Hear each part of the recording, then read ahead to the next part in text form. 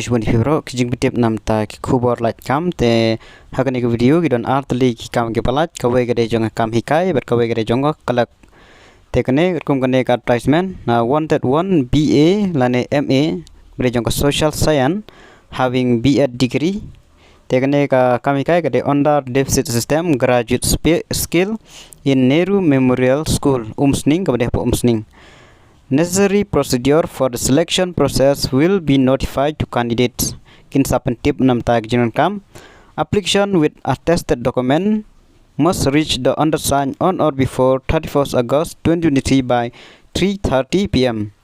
Kiba kwa ban apply haban submit ki application jong pi ringkat bat ki document kibal attest ha lane shwa ka live hoi 3 August arja apply hapo ka lai sitang janmit hapo ka school ma managing committee NMHSS umsning hapo kane hapo ka office jong school Nehru Memorial School umsning necessary procedure for selection take tu ki ba kwa ban apply ki badon collection sale ek badan kam te sakawai pat ka bade jong klak kane kade po Army Public School Shillong Hajipir Road Las Labasi line P.O umlengka Shillong kane kade Army Public School kade po umlengka Shillong local selection board. Application is invited along with attested copies of testimonials for the following vacant posts.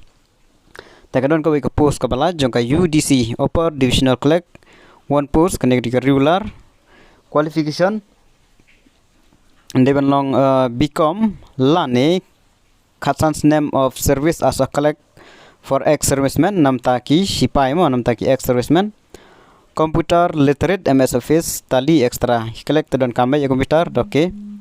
Number B, computer savvy, 12,000 key depression per hour, knowledge of relevant software application under used by school. Okay.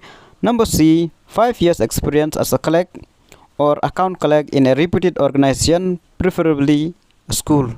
Kumba pidibandanya ka 5 year experience kum kiklek kulatri kum kiklek lane account clerk in a reputed organization lane high school.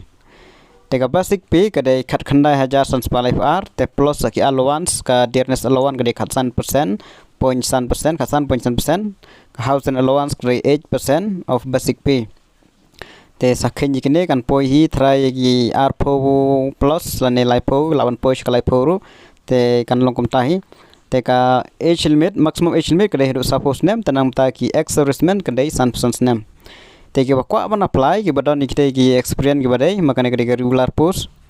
Application form can be collected from the school office phila ban collect na po school office la ne phila ban download na po ka school website ka website kade apsshillong.in sabu apa description ru application form for non teaching staff so download na po application form for non teaching staff. For further detail if any contact school office on phila ban contact reginex ka number rapudan kam jing tv 0364 2951 774.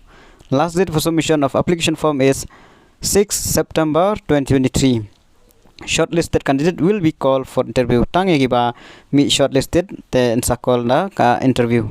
Tangi ne ki jing pedip Khubor Laitkam.